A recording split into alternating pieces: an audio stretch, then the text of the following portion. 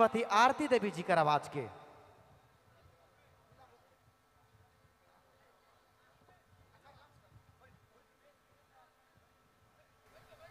चलू अपने मन कर बीच जे पल कर रहे इंतजार बेसब्री से इंतजार वाला घड़ी के हमने समाप्त कराती है। और फिर से श्रीमती आरती देवी और हुलास महतो जी कर जोड़ी एक साथ अपने मन कर खिदमत में पेश कराती हमरे।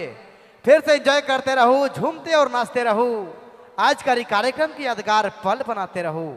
ये 2 दिन कर जिंदगी कर कोई भरोसा नखे, खाली हाथ में आई खाली हाथ में जाना है। तनी रीझ रंग कर लो, खुशी मनाई लो, आज खुशी मनाई कर बेरा है। श्रीमती आरती देवी और हुलास महतो जी के साथ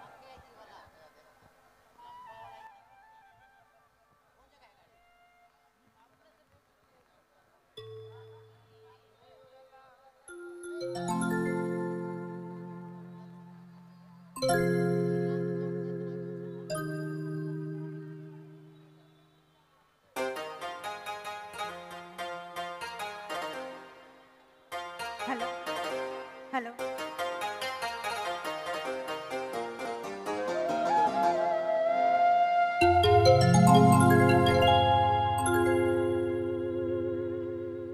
हेलो हेलो